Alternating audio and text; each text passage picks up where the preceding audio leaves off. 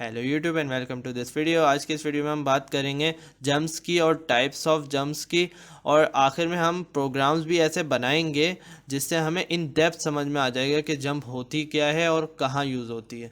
तो आइए देखते हैं। आज की वीडियो का टॉपिक है jumps and types of jumps. Jump क्या होती है? तो जंप लूप स्टेटमेंट की तरह ही होती है लेकिन ज़्यादा पावरफुल से मुराद ये है कि लूप स्टेटमेंट सिंपल होती है कि लूप से क्या होता है कि आप सी एक्स को एक वैल्यू दे देते हैं, जैसे कि 5, 15 कुछ भी, तो वो उतनी दफ़ा चल जाती है, यानी उतनी आइट्रेशन कर देती है, उसके बाद बंद हो जाती है। तो उससे हम कोई ख़ास काम नहीं कर सकते, उससे हम डिसीजन बेस्ड काम नहीं कर सकते। यानी अगर फ़लाँ नंबर फ़लाँ के बराबर हो, फ़लाँ काम हो, तब लूप करो, वरना लूप ख़त्म कर दो। उससे हम इस तरह का कोई काम नहीं कर सकते। तो इसीलिए जंप स्टेटमेंट मौजूद है। तो जंप क्या करता है? ये ऐसा इंस्ट्रक्शन होता है जो कि ट्रांसफ़र करता है flow of execution by changing the instruction pointer register. यानी पॉइंटर रजिस्टर जो होता है वो जैसे कि लाइन नंबर 1 पर है, अब वो लाइन नंबर 2 पे आएगा, फिर उसे एग्जीक्यूट करेगा, फिर 3 पे आएगा, फिर एग्जीक्यूट करेगा, इस तरह करता जाएगा। लेकिन जैसे ही जंप स्टेटमेंट आएगी, वो हो सकता है लाइन 1 पे चले जाए दोबारा, यानी पॉइंटर रजिस्टर, फिर 2, 3 पे आए, फिर जब 2, 3, 4, फिर जब 5 पे आए, फिर दोबारा ऊपर चले जाएगा। तो इस तरीके से चलता रहेगा जंप। तो जंप का ये काम होता है कि फ्लो ऑफ एग्जीक्यूशन नॉर्मल है 1, 2, 3, 4, 5, उसके बाद 6 आना चाहिए, लेकिन जंप क्या करेगा, उसे वापस 1 पे भेज देगा, फिर वो 2, 3, 4, 5 करता हुआ आएगा। तो इस तरीके से काम करता है जंप। अच्छा, ये होते हैं दो टाइप्स के। पहला टाइप है कि अनकंडीशनल। अच्छा, अनकंडीशनल क्या होता है? ये इंडिपेंडेंट होता है, मकसद के ये किसी पे डिपेंड नहीं करता, ये अकेले चल जाता है। दूसरी चीज़, ये इनफाइनाइटली चलता है। अच्छा, इनफाइनाइटली चलता है तो फिर तो इसका कोई फ़ायदा ही नहीं है, लेकिन अभी पता चलेगा कि इसका फ़ायदा क्या है। पहले देखते हैं कंडीशनल क्या होता है। ये क्या करता है? Depends on flag results. अब फ्लैग का काम आ गया कि जो हमने फ्लैग्स पढ़े थे, अब उनसे हम काम लेंगे। यानी ये फ्लैग की बेस पर डिसीजन करेगा कि लूप को आगे चलना है कि नहीं। अच्छा, हम कैसे फ्लैग्स को ऑन ऑफ करेंगे? आप मैन्युअली फ्लैग्स को टर्न ऑन या टर्न ऑफ कर सकते हैं, लेकिन वो एक मुश्किल काम है, तो उसके लिए हमारे पास कंपेयर स्टेटमेंट मौजूद है। और दूसरी बात, हर फ्लैग ऐसा होता भी नहीं है जिसे हम चेंज कर सकें। तो हमारे पास कंपेयर स्टेटमेंट है जो कि हमारी क्या मदद करेगा? ये हमारी मदद करेगा ईच आइट्रेशन पे डिसाइड करने के लिए, ये डिसाइड करने के लिए कि दोबारा हमें जंप करना है कि नहीं। तो जंप होगी या नहीं, वो कंपेयर स्टेटमेंट हमें डिसाइड करके देगा। हम सिर्फ कंपेयर स्टेटमेंट को वैल्यू देंगे कि भाई सी एक्स रजिस्टर है, क्या वो 5 के बराबर है। अब कंपेयर स्टेटमेंट ये काम करेगा कि वो फ्लैग्स को टर्न ऑन कर देगा जो भी ज़रूरी होंगे। उसके बाद जंप का ये काम होगा कि जंप उन फ्लैग्स को देखेगा और उन पे डिसीजन ले लेगा कि जंप करना है कि नहीं करना। तो इस तरह कंडीशनल स्टेटमेंट काम करेगा। अच्छा, अनकंडीशनल फिर कहाँ गया? कंडीशनल स्टेटमेंट के अंदर ही या उसी प्रोग्राम में हम अनकंडीशनल का भी इसके साथ इस्तेमाल करेंगे, क्योंकि अनकंडीशनल को भी अल्टीमेटली कोई ना कोई कंडीशन तो चाहिए होगी ना जिस पे वो स्टॉप हो, क्योंकि हम नहीं चाहते कि वो इनफाइनाइट चले। तो ये कंडीशनल लूप के साथ इस्तेमाल होती है, लेकिन एक कंडीशन ऐसी हो सकती है जिसमें अनकंडीशनल लूप इनफाइनाइटली नहीं चले, बल्कि वो सिंपल एक गो टू स्टेटमेंट की तरह चले, यानी किसी लाइन पर आ जाए और एंड दैट्स इट, यानी दोबारा लूप ना करे। तो अब आ जाते हैं कि सिंटैक्स क्या होता है। तो अनकंडीशनल जंप की जहाँ तक बात है, तो JMP लिखते हैं, उसके बाद नेम लिखेंगे, और ये नेम कौन सा होगा? नेम होगा लेबल का। तो ये बस सिंपल सिंटैक्स है। अच्छा, कंडीशनल जंप जो है उसका सिंटैक्स ये है कि जे लिखेंगे, उसके बाद कंडीशन आएगी। इस कंडीशन की हम अगली स्लाइड में बात करेंगे। कंडीशन के बाद नेम आएगा, नेम वही लेबल का नाम। तो ये होता है कंडीशनल जंप का सिंटैक्स। अच्छा, कंपेयर स्टेटमेंट, जैसे कि मैंने आपको पिछली स्लाइड में बताया कि कंपेयर का काम ये होता है कि ये हम इसको दो वैल्यूज़ दे देंगे, कोई भी एक रजिस्टर हो सकता है, एक वैल्यू हो सकती है, दोनों वैल्यूज़ नहीं हो सकती, एक रजिस्टर होना लाजमी है। यानी एक साइड पे रजिस्टर होगा, एक साइड पे वैल्यू होगी, या दोनों रजिस्टर भी हो सकते हैं जैसा कि यहाँ लिखा हुआ है।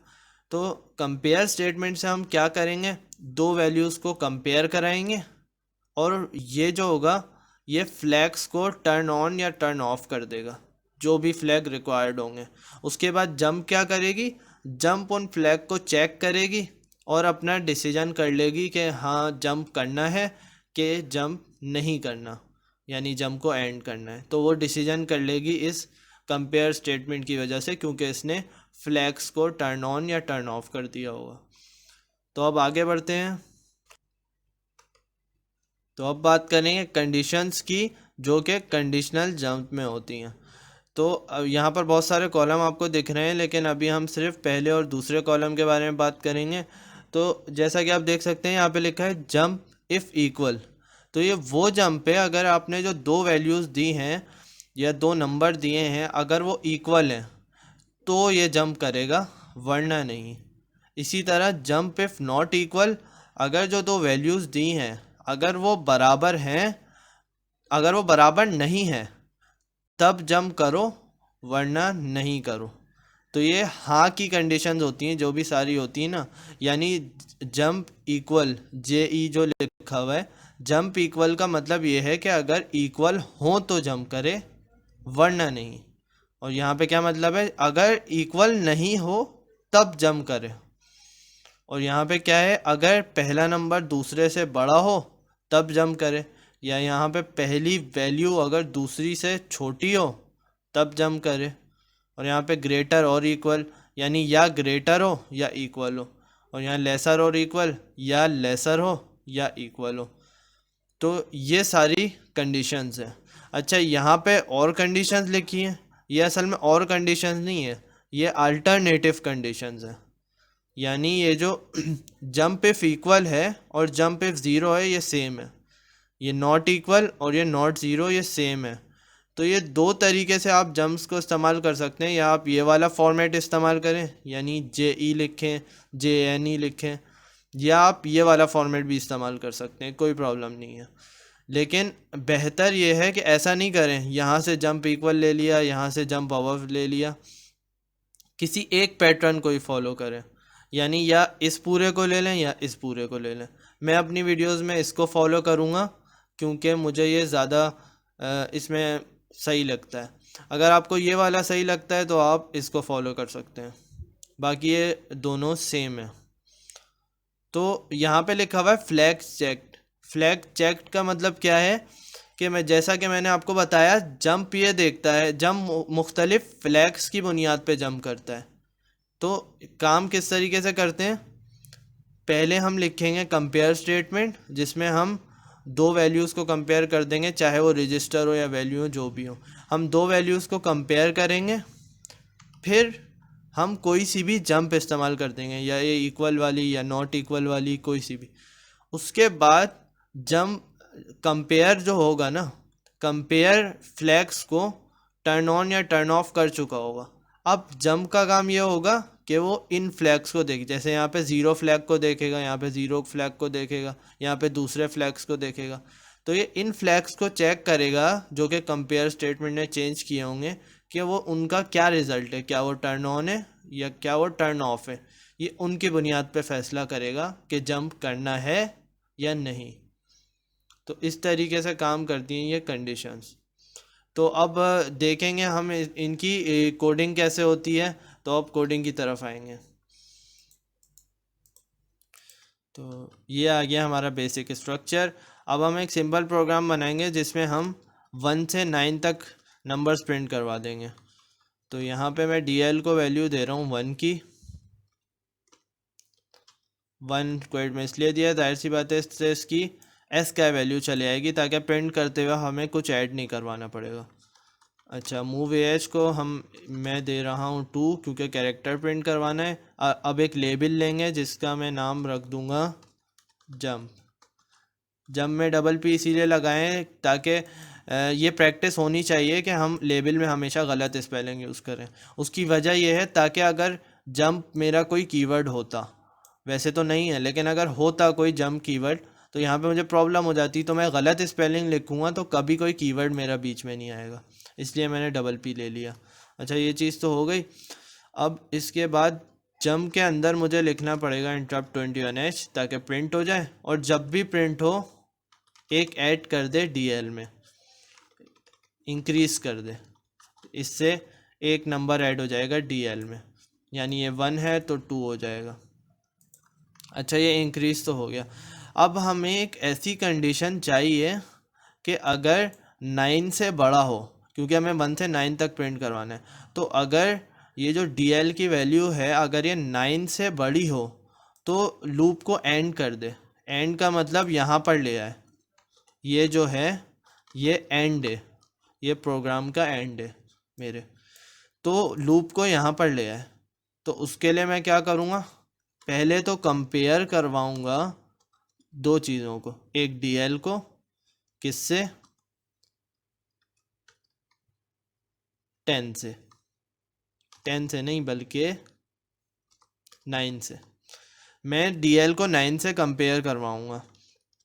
अब यहाँ पे मैं कौन सी जंप लूँगा, मैं जंप लूँगा इक्वल वाली, और उसे मैं दे दूँगा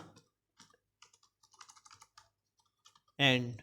तो यहाँ पे मैंने क्या किया है, यहाँ पे मैंने ये किया है कि मैं डीएल को कंपेयर करवा रहा हूँ 9 से, कि कहीं डीएल 9 के बराबर तो नहीं है, कहीं ये डीएल 9 के इक्वल तो नहीं है। अगर है तो जंप मार दो। कहाँ पर जंप मार दो, एंड पे, यानी एंड पे जंप मार दो। अब इसको देखते हैं, इस प्रोग्राम में अभी भी एक गड़बड़ है, लेकिन क्या गड़बड़ है वो देखते हैं। इंटरप्ट 21 हुआ, 1 प्रिंट हो गया। इंक्रीज हुआ तो डीएल 2 हो गया, सही है। अब यहाँ पे कंपेयर किया 2 को 9 से, इक्वल नहीं है तो ये जंप नहीं चलेगी। इसका मतलब आगे बढ़ जाएगा, यहाँ आ जाएगा, फिर यहाँ आ जाएगा, और प्रोग्राम एंड हो जाएगा। लेकिन हम ऐसा नहीं चाहते थे। एक्चुअली हुआ ये है कि हमने ये तो बता दिया कि कब एंड होना है, लेकिन ये नहीं बताया कि कब एंड नहीं होना। तो उसके लिए अब हम यूज़ करेंगे अनकंडीशनल जंप। तो अब आपको पता चलेगा अनकंडीशनल जंप का क्या फ़ायदा है। ये जंप ऊपर लेबल है, तो यहाँ मैंने ये वाला जंप लिखा है, ये लेबल का नाम है, और ये जीएमपी जो है वो फंक्शन का नाम है। तो यहाँ पे मैंने लिए अनकंडीशनल जंप। अब क्या होगा, अब देखें अब क्या प्रोग्राम सही है कि नहीं है। इंटरप्ट 21H यहाँ पे आया, एक इंक्रीज मतलब 1 प्रिंट कर दिया, फिर इंक्रीज़ किया डीएल में, डीएल 2 हो गया। अब 2 को 9 से कंपेयर किया, इक्वल नहीं है, तो यहाँ पे आके देखेगा क्या इक्वल है, नहीं, तो वो इसको इग्नोर कर देगा और आ जाएगा नीचे। और क्योंकि ये जंप अनकंडीशनल है, ये कुछ नहीं पूछती, तो ये वापस इसे ऊपर भेज देगा। फिर ये 2 प्रिंट करेगा, फिर ये चेक करेगा 2 भी 9 के बराबर नहीं है, इसको इग्नोर कर देगा इस स्टेटमेंट को, यहाँ आ जाएगा, ये उसे फिर ऊपर भेज रहा है, यहाँ पे भेज रहा है, तो फिर ये 3 प्रिंट करेगा, 4 प्रिंट करेगा, 6 प्रिंट करेगा, 7। लेकिन जब ऐसा वक्त आएगा कि यहाँ पे 9 हो जाएगा, तब क्या होगा, तब ये होगा कि ये जो जंप है ये इसको एंड पे भेज देगा, यानी वो इसको एग्जीक्यूट नहीं होने देगा, ये वाला जंप इसको एंड पे भेज देगा और प्रोग्राम ख़त्म हो जाएगा। तो इस तरीके से इनको कॉम्बिनेशन में यूज़ किया जाता है। अब इसको प्रिंट करवा के देखते हैं।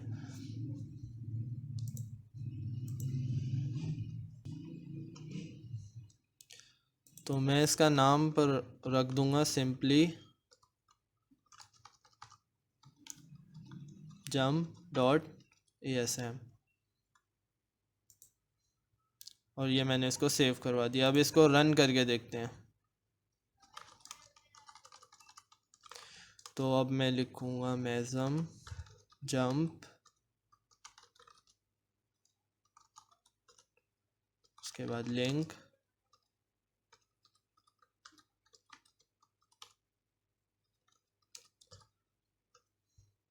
ये आप देख सकते हैं ये 1 to 8 प्रिंट हो रहा है, ये 1 to 9 प्रिंट नहीं हो रहा। उसकी क्या वजह है? अब मैं यहाँ पे दो चीज़ें कर सकता हूँ। मैं दो चीज़ें क्या कर सकता हूँ कि एक्चुअली हो ये रहा है, यहाँ तक फ़र्ज़ करें ये वाला लूप चल रहा है, यानी यहाँ तक 8 प्रिंट हो चुके हैं। अब ये आएगा, बढ़ा देगा, इसको 9 कर देगा, और ये क्या करेगा, चेक करेगा क्या DL 9 के बराबर है, सही है, तो ये ये लूप को ख़त्म कर देगा। तो अब यहाँ पे मैं क्या कर सकता हूँ कि वो 9 तक चले। एक काम मैं ये कर सकता हूँ कि मैं इसको ग्रेटर लिख दूँ, यानी जब ये इस 9 से बड़ा हो जाए, 10 हो जाए, यानी 9 की जो भी SKY वैल्यू होगी उससे ये बड़ा हो जाए, तो क्या करे, उस सूरत में एंड करे, यानी बराबर की सूरत में एंड नहीं करे, जब DL 9 से ग्रेटर हो जाए उस सूरत में एंड कर दे, वरना चलता रहे। तो अब देखते हैं ये चेंज करने से क्या होता है। अब इसको दोबारा मेज़म करेंगे, दोबारा लिंक करेंगे और जंप करेंगे, और ये आप देख सकते हैं 1 to 9 प्रिंट हो गया। तो इस तरीके से जंप ग्रेटर यूज़ होता है। अच्छा, ये तो हो गई हमारी सिंपल जंप, यानी ये हमने एक प्रोग्राम बना दिया जिसमें हमने 1 से 9 तक प्रिंट करवा दिया। लेकिन इस जंप से हम और क्या क्या कर सकते हैं, बहुत सारी हम इंटरेस्टिंग चीज़ें कर सकते हैं, क्योंकि अब हम डिसीजन मेकिंग कर सकते हैं। सबसे बड़ी बात यह है। तो देखते हैं कि अब हम और इससे क्या क्या कर सकते हैं। तो ये एक प्रोग्राम है जो कि मैंने अपनी पुरानी वीडियो में सिखाया था।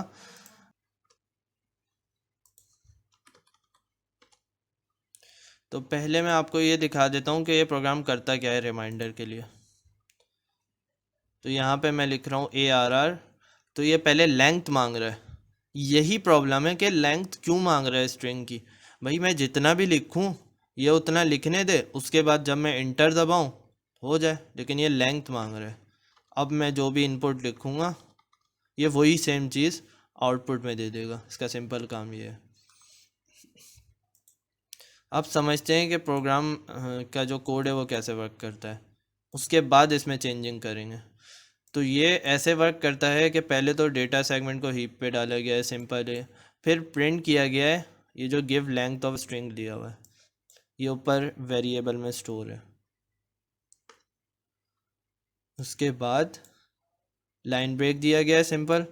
उसके बाद take length of user input, यही तो सारी असली प्रॉब्लम है कि लेंथ क्यों ले रहा है, लेकिन ये ले रहा है। तो यहाँ पे लेंथ लेगा कि कितना बड़ा यूज़र स्ट्रिंग देना चाह रहा है, फिर लाइन ब्रेक कर दी, फिर इनपुट को प्रिंट किया है, यानी सिर्फ इनपुट INPUT इसको प्रिंट किया है। उसके बाद यूज़र से इनपुट लिया है। यहाँ तक, यहाँ पर काम तो बिल्कुल सही है कि यूज़र से ले रहा है लूप में इनपुट, बिल्कुल सही है। यहाँ पे क्या कर रहा है, AH में हमने 1 रखवा दिया, और ARR जो कि हमारा वेरिएबल होगा ऊपर, ये रहा हमारा वेरिएबल जिसमें हमारा सारा डेटा स्टोर होगा। और यहाँ पे हमने इसको 10 डुप्लीकेट दिया हुआ है, यानी ये डॉलर डुप्लीकेट हो जाएंगे। इस तरीके से हो जाएगा ये, ऐसे 10 दफ़ा डॉलर यहाँ पे आ जाएंगे। तो ये इस तरीके से हो जाएगा। अब क्या करा हुआ है, इनपुट पहले ली, उसके बाद ARR जो था उसका एड्रेस डलवा दिया SI पे। SI पे इसलिए डलवा दिया क्योंकि ये सोर्स इंडेक्स रजिस्टर होता है, और इसके ज़रिए हम एरे की इंडेक्स पे, मुख्तलिफ इंडेक्स पे आराम से मूव कर सकते हैं, ये इसका काम होता है। तो ARR की जो इंडेक्स थी, पहली इंडेक्स का एड्रेस, वो हमने SI पे डलवा दिया। लिया का काम यही होता है कि वो एड्रेस डलवाता है, तो वो हमने SI पे डलवा दिया। अब देखें यहाँ पे जो लूप स्टार्ट जो लेबल है उसमें क्या काम हो रहा है। अभी तक हमने कोई इनपुट ली नहीं है, अभी तक हमने सिर्फ मूव AH, 1 लिखा है। यहाँ पर हमने ली पहली अपनी इनपुट, उसके बाद ए एल को स्टोर करवा दिया एस आई की वैल्यू पे। एस आई की वैल्यू क्या है? ए आर आर की first index. A R R की जो फर्स्ट इंडेक्स हमने दी है वहाँ पे स्टोर करवा रहे हैं ए एल को। तो ए एल को उठा के ए आर आर की पहली इंडेक्स पे स्टोर करा दिया। फिर जब यहाँ पे इंक्रीज एस आई करेंगे तो वो क्या करेगा, एस आई जो है वो दूसरी इंडेक्स पे आ जाएगा। तो जब अगली दफ़ा इनपुट लेंगे तो वो दूसरी इंडेक्स पे स्टोर करेगा। फिर फिर यही सेम होगा, इंक्रीज करेंगे तो जब तीसरी दफ़ा इनपुट लेंगे और ए एल से डलवाएंगे एस आई में तो वो तीसरी इंडेक्स पे स्टोर करेगा ए आर आर की। तो इस तरीके से एस आई काम करता है। ये हमें एरे पे आराम से मूव करने में मदद देता है। इस तरीके से ये लूप चल रही है। और फिर प्रिंट आउटपुट किया, यानी O U T P U T इसको प्रिंट करवा दिया। उसके बाद एक्चुअल आउटपुट जो यूज़र ने दी थी उसको दोबारा प्रिंट करवा दिया। अच्छा, इस प्रोग्राम को समझाने का ये भी मकसद था कि मुझे ऐसा लगा था कि ये प्रोग्राम काफ़ी मुश्किल है, तो जो मैंने वीडियो में समझाया होगा शायद बहुत से लोगों के समझ ना आए, तो इसलिए मैंने ये दोबारा भी समझा दिया और अब हम इससे काम भी लेंगे। अच्छा, अब ये एड्रेस है। ये आखिर में ये लिखा हुआ है कि एड्रेस जो होता है ना वो हमेशा 16 बिट का होता है बस। अब इसमें गड़बड़ क्या है? इसमें गड़बड़ ये है कि लेंथ ऑफ यूज़र इनपुट क्यों ले रहा है। नहीं लेना चाहिए इसको डिटेक्ट करना चाहिए।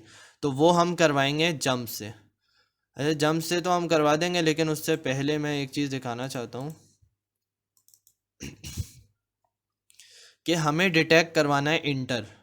तो उसको हम कैसे डिटेक्ट करवाएंगे? उसको हम डिटेक्ट करवाएंगे 13 से, यानी कैरेज रिटर्न से। ये समझ लें यही इंटर है।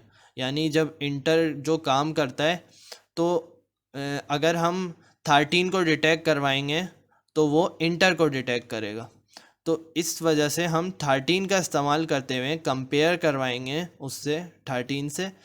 तो वो क्या करेगा, वो डिटेक्ट कर लेगा कि यूज़र ने इंटर प्रेस किया है और प्रोग्राम को मतलब फिनिशिंग कर देगा। अच्छा, अब इसको इम्प्लीमेंट करके देखते हैं कि ये कैसा लगता है। तो यहाँ पे मैं इस चीज़ को मिटा दूँगा और लाइन ब्रेक को भी मिटा दूँगा। और यहाँ पे जहाँ पे यूज़र इनपुट ले रहा है यहीं पर हम सारा काम करेंगे। यहाँ पर हम क्या करेंगे लूप को मैं ऐसे ही रहने देता हूँ। लूप को मैं बिल्कुल हाथ नहीं लगा रहा हूँ, बस मैं यहाँ पे सिर्फ एक कंडीशन रख रहा हूँ। वो कंडीशन क्या होगी कि इंक्रीज़ करने के बाद, जो भी इंक्रीज़ किया है, बल्कि इंक्रीज़ करने के बाद नहीं, इनपुट लेने के बाद, जब भी इनपुट ले तो कंपेयर करवा दे ए एल को, क्योंकि इनपुट हमेशा ए एल में जाती है। किससे कंपेयर करा दे? 13 से, क्योंकि 13 ही हमारा इंटर होता है। तो ये कंपेयर करेगा कि यूज़र ने जो इनपुट दिए लास्ट कैरेक्टर, वो क्या उसने इंटर इनपुट दिया है, कोई और तो नहीं है। तो ये इस तरह चेक कर लेगा। अगर वो इंटर निकला तो ये प्रोग्राम को जंप करवा देगा कहाँ पर? एंड पर। एंड हमने अभी स्पेसिफाई नहीं किया है तो उसको कर देते हैं स्पेसिफाई जाके। तो एंड हमारा होगा प्रोग्राम का एंड नहीं, इस लूप का एंड, क्योंकि उसके बाद हमें आउटपुट वगैरह भी प्रिंट करवानी है इसलिए। तो यहाँ पे उसको जंप करवा देंगे, बल्कि यहाँ भी ज़रूरत नहीं है, इस लाइन ब्रेक से पहले जंप करवा देंगे, क्योंकि इस जो एंड का मकसद है ना, हमें सिर्फ इस लूप से बाहर आना है। तो इस तरीके से हम इसकी एडिटिंग कर देंगे। तो ये करने से क्या होगा कि अब हमारा प्रोग्राम यूज़र से नहीं पूछेगा कि कितना बड़ा इनपुट देना है या क्या। अब वो डायरेक्ट क्या करेगा, यूज़र से इनपुट लेता रहेगा, फिर डिटेक्ट करेगा, जैसे ही यूज़र ने इंटर दबाया प्रोग्राम एंड हो जाएगा और आउटपुट दे देगा। तो ये होता है एक अच्छा प्रोग्राम। तो ये हमने जंप के ज़रिए ये अचीव कर लिया। तो अब मैं इसको कॉपी करूँगा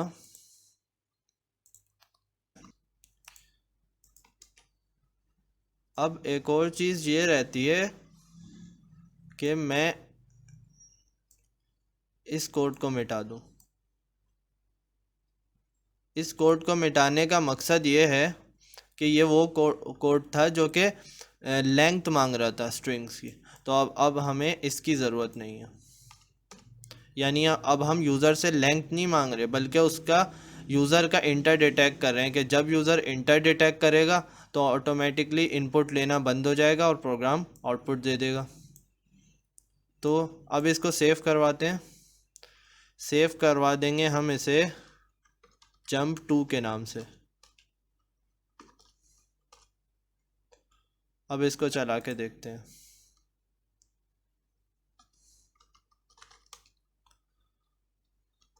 jump2.asm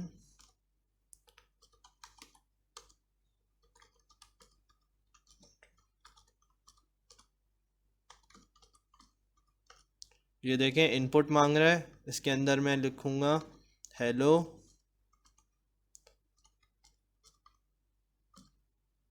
इंटर किया और ये आप देख सकते हैं कि हेलो आउटपुट में प्रिंट हो गया। इसमें एक और बात ये देखने वाली है कि यूज़र बड़ा इनपुट भी दे सकता है। और यहाँ पे आप देख सकते हैं एरे की जो हमने लेंथ दी है ये काफ़ी कम दी है, ये हमने सिर्फ 10 दी है। तो इसको बेहतर है कि इसको थोड़ा बढ़ा दिया जाए और फिर सेव कर दिया जाए, या इवन इसको 30 कर देते हैं और अब सेव कर दें। तो ये होगा कि जब हम बड़ा प्रोग्राम भी अगर हम बड़ा सेंटेंस भी देंगे तो मसला नहीं होगा। जैसे कि हम ये लिख रहे हैं हेलो वर्ल्ड,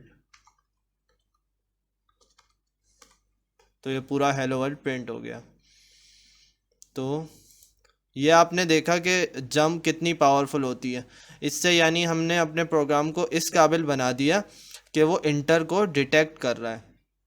यानी अब उसे यूज़र से लेंथ लेने की ज़रूरत नहीं है, अब वो इंटर को डिटेक्ट कर रहा है। तो एक बार क्विक इसको प्रोग्राम को दोबारा दोहरा लेते हैं कि ये क्या है, ये जो हमारा नया प्रोग्राम बना है। तो पहले क्या किया, इनपुट को सिर्फ प्रिंट कर दिया। फिर हमने यहाँ पे यूज़र से इनपुट ली है, यानी हमने AH को 1 दिया और SI पे हमने ARR की पहली इंडेक्स का एड्रेस स्टोर करवा दिया, पहली इंडेक्स का एड्रेस। उसके बाद हम इनपुट ली, कंपेयर करवाया इंटर से उसे। अगर इंटर नहीं है तो जंप नहीं करो। GE एंड का मतलब ये है कि अगर इंटर और AL यानी जो यूज़र ने इनपुट दी है अगर वो बराबर हो जाए उसी सूरत में जंप करो, वरना नॉर्मली आगे बढ़ जाओ। तो ये आप देख सकते हैं नॉर्मली आगे बढ़ जाएगा और ये AL में डलवा देगा SI की जो वैल्यू है उसमें इनपुट को डलवा देगा। SI में जो ब्रैकेट लगा हुआ है इसका मतलब ये है कि SI पर जो एड्रेस स्टोर किया है, ARR की इंडेक्स का एड्रेस स्टोर किया है ना यहाँ पे, तो जो एड्रेस स्टोर किया है उसकी वैल्यू पे AL की वैल्यू को स्टोर कर दे, यानी इनपुट को स्टोर कर दे। फिर इंक्रीज़ करते जाएंगे और अगली इंडेक्स पे सेव होता जाएगा, इस तरीके से हो जाएगा। फिर उसी चीज़ को हम आउटपुट प्रिंट करेंगे और फिर उसी चीज़ को हम प्रिंट कर देंगे। तो ये था हमारा जंप का प्रोग्राम। तो आज के वीडियो के लिए इतना ही। वीडियो पसंद आए तो ज़रूर लाइक कीजिए और फ्रेंड्स के साथ शेयर कीजिए और चैनल को ज़रूर सब्सक्राइब कीजिए। सी यू नेक्स्ट टाइम।